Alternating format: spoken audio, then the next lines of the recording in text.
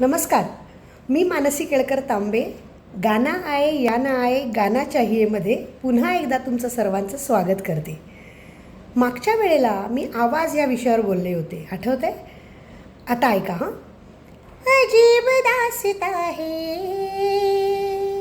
कहाँ शुरू कहाँ खत्म, ये मंजिलें है कौन सी, न वो समझ सके न हम, अजीब दास्ता है. हा झाला खोटा आवाज. आता ऐका.